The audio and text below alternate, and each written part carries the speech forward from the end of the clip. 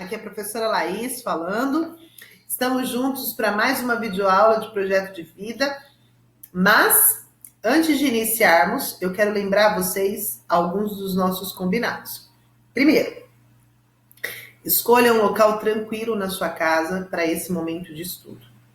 Mesmo que tenha mais gente, que às vezes tenham crianças menores na sua casa, é interessante que você esteja no clima da aula, senão não adianta nada, né? Vai ficar só assistindo e não vai aprender, não vai absorver nada. Segundo, separe os seus materiais. Eu quero caderno aberto, lápis e caneta. Todas as vezes que ao longo do vídeo aparecer um quadradinho amarelo, vocês já sabem que dá uma pausa, copia, registra e deixa isso registrado no seu caderno, que esse conteúdo que está registrado vai ser depois utilizado na hora que vocês forem responder as atividades do Drive. As atividades do Drive da escola devem ser respondidas, porque são elas que vão contar a sua nota nesse momento de estudo à distância. E por último, acompanhem os grupos de WhatsApp com bastante atenção, com carinho, porque lá a gente dá dica de estudo, a gente coloca os links onde estão as atividades, a gente fica durante boa parte do dia disponível para tirar dúvidas de vocês. Então, por favor, mantenham-se conectados, prestem atenção nessa importante ferramenta de estudo nesse momento. Eu vou diminuir a nossa tela, ficar num cantinho olhando para vocês e vamos começar, né? A nossa disciplina é Projeto de Vida. E hoje nós vamos falar sobre o desenvolvimento das habilidades socioemocionais. Antes de falar sobre esse desenvolvimento, o que é desenvolvimento? É aprender, é melhorar, né? Essas competências. Mas antes da gente falar sobre o desenvolvimento, é preciso que a gente pense quais são essas competências e o que elas são. Combinado? Vou passar aqui de slide. Se você não terminou de copiar, não tem problema. Pausa, copie e depois você continua. As competências socioemocionais. Competência é aquilo que você é competente, que você é capaz de fazer, aquilo que você consegue fazer. Sócio vem de viver em sociedade, viver em grupo. E emocional vem das suas emoções. Então, se a gente juntar tudo isso, competências emocionais seria mais ou menos quando você desenvolve habilidades e comportamentos que facilite a sua vida com os outros, que facilite o seu convívio com outras pessoas. Assim você consegue ter maior controle das suas emoções, maior gestão das suas emoções. É fácil? Não. Não é fácil. É por isso que a gente fica desenvolvendo essas competências emocionais ao longo da vida toda. É um constante aprendizado que eu ainda estou aprendendo, os pais de vocês ainda estão aprendendo. Vocês são privilegiados por, nesse momento da vida de vocês, a gente está conversando sobre isso na escola. Então é um momento em que a gente acaba pensando, né, nós enquanto escola, na formação integral do indivíduo. Que vai aprender história, matemática, português, geografia? Sim, mas também vai parar um minutinho para refletir sobre si, o cuidado consigo mesmo, a convivência consigo mesmo e a convivência com o outro. Tudo bem? Essas são as habilidades, né, as competências socioemocionais que estão registradas aí no caderno do aluno. Esse assunto nós já vimos antes do recesso. Nós vamos relembrar a partir de um resumo que foi feito por mim das aulas que o Centro de Mídias de São Paulo disponibilizou hoje. Então vamos lá, ó. Registra aí no seu caderno o nome das habilidades: empatia, respeito, tolerância ao estresse, autoconfiança, tolerância à frustração e organização. 6. É lógico que são muito mais. Mas hoje nós vamos conversar sobre essas 6 competências socioemocionais. Primeiro, nós vamos falar de empatia. Na nossa aula, lá na sua sala, na escola, nós falamos que empatia e simpatia são palavras muito diferentes no seu significado, mas são palavras bastante parecidas na hora de escrever, né? Lembra que a gente falou que simpatia é você tratar bem o outro, você acolher, sorrir, né? Passar uma energia positiva para aquela pessoa? Empatia é mais profunda. profundo. É quando você se importa de verdade com o sentimento da outra pessoa, com as necessidades da outra pessoa. É de verdade se colocar no lugar da outra pessoa. Por exemplo, você vê que uma pessoa está sofrendo, e mesmo que não é seu amigo, não é uma pessoa com quem você tem um contato íntimo, você se importa com o sofrimento daquela pessoa. E faz o possível, às vezes, para tornar aquele sofrimento menos grave, né? Para tornar a vida das pessoas mais fáceis. Então a gente acaba, quando a gente desenvolve essa habilidade, a gente acaba olhando para as outras pessoas com mais carinho, mesmo que sejam pessoas que não sejam da nossa convivência, que não sejam da nossa família, não sejam os nossos amigos. Quando a gente olha para outra pessoa de maneira empática, fica mais fácil compreender. E se a gente compreende o outro, fica mais fácil conviver com essa pessoa. A segunda habilidade é o respeito. Nossa, respeito a gente está cansado de ouvir, né? Desde criança a gente escuta que a gente tem que respeitar o mais velho, que a gente tem que respeitar as pessoas. O que é o respeito? É quando você entende que o outro tem o direito de ser diferente de você. Respeito é quando você entende que o outro é diferente de você e tá tudo certo. Então é quando a gente consegue tratar as pessoas, sejam elas mais jovens ou mais velhas que a gente, mas quando a gente consegue tratar essas pessoas com consideração, com bondade, com respeito, com tolerância, isso tudo envolve essa grande competência socioemocional. Mas olha que interessante, né? Olha o que a imagem aqui do lado diz. Para ter sua opinião respeitada, respeite a opinião dos outros. A gente tem que desenvolver esse respeito mútuo, onde um respeita o outro. E quando a opinião de alguém é preconceituosa, professora, então aí já não é opinião, né? Aí já é crime. Então, quando alguém se posiciona de forma preconceituosa em relação ao estilo de vida do outro, à religião do outro, ao comportamento do outro, essa pessoa não está simplesmente emitindo uma opinião. Essa pessoa está faltando com respeito. E quando as pessoas faltam com respeito, é nosso dever, enquanto pessoas, né, propagar os valores positivos. Então, se você está vendo que um colega, alguém da tua família, um amigo, está sendo desrespeitoso, procure um jeito certo de falar, o tom certo de falar, e diga para ele que ele não está fazendo uma coisa positiva. Porque assim a gente vai conseguir construir um mundo melhor, um mundo mais respeitoso e um mundo mais empático. A nossa terceira habilidade é a tolerância ao estresse. Nossa, essa eu acho que é o meu calcanhar de Aquiles, né? Eu acho que essa é a minha grande fragilidade. Nós estamos vivendo diversas situações que nos levam ao estresse, né? A mãe briga com você, você fica estressado, o irmão mexe nas suas coisas, você fica estressado, aquela irmã chata que limpou a casa briga com você, você fica estressado. Então a gente sempre tem alguém ou alguma situação que pode deixar a gente mais frustrado, mais preocupado, mais ansioso. Então a tolerância ao estresse é quando a gente consegue administrar esses sentimentos negativos que podem levar a gente a uma explosão, a falar coisa que não deve, né? Então a tolerância ao estresse também é uma grande habilidade que a gente deve desenvolver ao longo da vida e que nós estamos constantemente, persistentemente buscando desenvolver. Olha que bonitinha essa menininha. Eu escolhi essa imagem porque eu acho que ela representa muito bem a tolerância à frustração. O que é frustração? É tudo aquilo que você queria e não conseguiu. E ao longo da nossa vida a gente vai querer muita coisa que a gente não vai conseguir. E depois a gente vê que essa coisa nem era tão importante assim. Essa menininha, provavelmente ela quis alguma coisa. E ela conseguiu? Eu acho que não. Porque ela estava com um biquinho, a coisa mais linda. Só que esse biquinho está mostrando que ela não foi tolerante a uma coisa que ela queria e não conseguiu. Às vezes ela queria um biscoito de chocolate e não conseguiu. Às vezes ela queria brincar e não conseguiu. Às vezes ela queria passear e não conseguiu. E em vez de compreender e tentar fazer uma coisa positiva, ela emburrou. Isso é natural por conta da idade dela. Mas e a gente que já cresceu, que já tem um pouco mais de maturidade?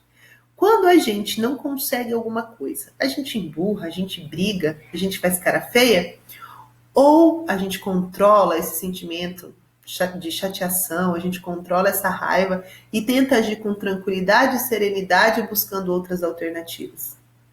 Então, a tolerância à frustração é quando a gente consegue controlar o nosso bico, é quando a gente consegue controlar a nossa tristeza e a nossa raiva por não ter conseguido alguma coisa e tentar de um jeito novo ou uma coisa nova, ok? O próximo é a autoconfiança. Nós temos uma imagem que já diz tudo, né? É um filhote de gato que se olha no espelho e se vê como um leão. Autoconfiança é quando a gente olha pra gente mesmo e a gente sabe que a gente é capaz. É aquela voz lá dentro de você que diz que você vai conseguir, que vai dar tudo certo. É aquela voz interior que faz com que você acredite em você mesmo. Muitas vezes isso é muito difícil, porque às vezes a gente se sente feio, a gente se sente chato, a gente não se sente tão inteligente. Mas uma pessoa autoconfiante é aquela que sabe as suas limitações. Sabe, por exemplo, que vai ter prova de língua portuguesa. E em vez de ficar esperando a vida me levar, essa pessoa vai lá e estuda. E acredita que o que ela estudou, que o que ela aprendeu, vai ser o suficiente para ela conseguir uma boa nota na avaliação. Vai ser o suficiente para ela conseguir aprender ainda mais, né? Que o objetivo é aprender os conteúdos. Então, quando você olha para você mesmo, quando você é autoconfiante, você consegue enxergar o seu potencial. É difícil, muito difícil. A maior parte das vezes a gente enxerga os nossos defeitos. Desenvolver a autoconfiança é um exercício em que a gente está buscando de verdade quais são as nossas qualidades e aprimorando as nossas fragilidades. Você é autoconfiante? Eu sou às vezes, tem vezes que eu não sou não. Organização. Quem aí é organizado? Eu sou mais ou menos organizada. Mas eu confesso para vocês que eu tenho conseguido me organizar bastante nesse momento de quarentena. Eu estou até feliz comigo. Então, o que é organização? É ser ordeiro, eficiente, pontual, apresentável. E aí você está na sua casa. A gente está afastado da escola e tem um monte de coisa para fazer. Que horário você levanta? Que horário você escova os dentes, toma café da manhã, senta para estudar, faz as suas atividades, ajuda a sua família na organização da casa, ajuda alguém que precisa do seu apoio e não mora na sua casa, conversa com seus amigos, faz uma atividade diferente, exercita sua mente, exercita seu corpo. Você está fazendo isso? Ou você fica o dia todo jogado na frente da televisão procurando alguma coisa para fazer e fica entediado? Mexendo no celular o dia inteiro, procurando alguma coisa nas redes sociais, dá aquela risadinha, mas logo pensa que não tem nada para fazer. Se você começar a organizar a sua vida, a sua rotina, você vai perceber que tem muita coisa para fazer, viu? E esse tédio, essa frustração vai passar. Por exemplo, ó, eu tenho aqui comigo o meu caderno. E eu tenho organizado a minha rotina. Olha só, não sei se vocês conseguem enxergar. Deixa eu aproximar aqui, ó. O tanto de coisa que eu fiz hoje. Desse lado, quando o dia começou, eu registrei tudo o que eu tinha que fazer. E eu consegui cumprir essas coisas. E desse lado, eu fui registrando todos os alunos que eu atendi, as coisas que eu fiz ao longo do dia, as coisas que eu aprendi, os registros das atividades. Quando eu termino meu dia, porque agora já passaram das 6 horas da tarde, eu olho, nossa, quanta coisa eu fiz. Se eu não tivesse me organizado e não tivesse levantado do sofá ou levantado da cama para vir, estudar, aprimorar, eu não teria feito essas coisas. E estaria sentindo que meu dia passou e eu não fiz nada de legal. Como eu tive um monte de coisa para fazer, eu chego no fim do dia e me sinto uma pessoa útil. Quando a gente se organiza, a gente consegue meio que organizar a nossa cabeça, a gente consegue pensar melhor. E você? no seu dia a dia? Pensa aí se você está organizado. Às vezes você está precisando fazer uma listinha da sua rotina. Faça uma rotina para você. Tente seguir a rotina. O hábito de ter uma rotina é muito positivo e vai fazer muito bem, viu? Porque eu tento fazer isso todos os dias e eu percebo que eu funciono muito bem quando eu coloco uma rotina para cumprir. Agora, essa atividade eu quero que vocês registrem no caderno. A primeira, reflita e responda. Dentro dessas 6 habilidades, né? Respeito, empatia, tolerância ao estresse, tolerância à frustração, autoconfiança e organização. Dentro dessas 6, qual é o seu ponto forte? No meu caso, dentro dessas 6, eu acho que é a organização. Eu tenho conseguido, né? E qual é a sua fragilidade? Aquela competência que você às vezes tem, mas ela não é tão boa assim, ou que você precisa desenvolver melhor. No meu caso, é a tolerância ao estresse, porque quando eu fico brava, eu fico brava. Então eu acho que eu posso desenvolver essa melhor. E você? E aquela que é e aquela que é a competência. Pergunta. Essa pergunta foi elaborada lá pelo pessoal do Centro de Mídias. Ela tá assim, ó. Diante da situação atual, em que assistimos diariamente notícias, aí eu escrevi errado, né? Digitei errado. Notícias graves e tristes causadas pela situação de pandemia. Hoje o Brasil chega a quase 8 mil mortos. É muito triste. São 8 mil famílias que perderam alguém que lhes amava. Como nós podemos pôr em prática esses valores? Diante de uma situação tão triste, de algo tão novo, coisa que a gente está vivendo e às vezes nunca imaginou que iria viver. Você está sendo empático, organizado, tolerante ao estresse, tolerante à frustração? Como você pode usar essas habilidades para facilitar a vida dos outros? Como você pode pôr em prática esses valores no seu dia a dia? Pensa aí, reflete, escreve para mim no seu caderno. Todos nós, eu, vocês, seus pais, seus irmãos, seus avós, as pessoas com quem a gente convive, as pessoas com quem a gente vive, todas essas pessoas têm pontos fortes e têm fragilidades. Todos nós somos muito bons em alguma coisa, mas sempre precisamos aprimorar outras. O importante é que a gente sempre esteja disposto a ser alguém melhor. E a gente só consegue ser alguém melhor quando a gente entende quais são as nossas fragilidades e está disposto ou disposta a modificar o seu comportamento. E a gente consegue sim moldando essas nossas fragilidades a partir de um plano de desenvolvimento pessoal. É quando você olha e fala, nossa, essa aqui, ó, eu preciso melhorar. E como que a gente faz esse plano de desenvolvimento pessoal? Escreve aí no seu caderno. Qual é, ó, determine a fragilidade a ser trabalhada. No meu caso, eu já não detectei que a minha habilidade que precisa ser trabalhada é a tolerância ao estresse? Eu já sei. Então, um problema que a gente sabe qual é já está 50% solucionado. Aponte a pessoa que pode te auxiliar nesse processo. Eu já tenho um nome aqui na minha mente, é uma amiga minha. Todas as vezes que eu tô muito brava, ela fala, amiga, respira, pensa. Ela me coloca para pensar antes de agir. É uma pessoa que pode me ajudar muito. Faz isso aí no seu caderno. Pensa, qual é a fragilidade que você precisa melhorar e qual é a pessoa que pode te auxiliar nesse processo. Registra e depois a gente conversa. Aqui estão todas as referências que eu utilizei nessa aula, além do Centro de Mídias, que eu assisti a transmissão ao vivo, que os professores de São Paulo nos proporcionaram, gentilmente, e fui adaptando algumas coisas, tirando imagens de alguns sites e colocando aí. Todos esses sites foram sites que eu consultei para produzir essa videoaula.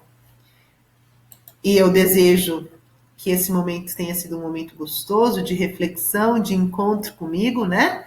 Estou com muita saudade de vocês. Quero que nesse momento de reflexão e de registro no seu caderno, você pense o quão precioso você é e preciosa. Estou profundamente entristecida de não estarmos juntos, porque eu gosto de verdade de estar com os meus alunos e as minhas alunas. Aproveita esse momento para aprender mais sobre você, para descobrir mais coisas que você gosta.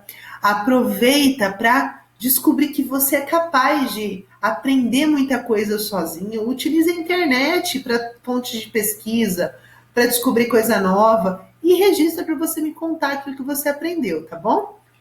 Um grande beijo no coração, um beijo para a família de vocês e até a próxima videoaula.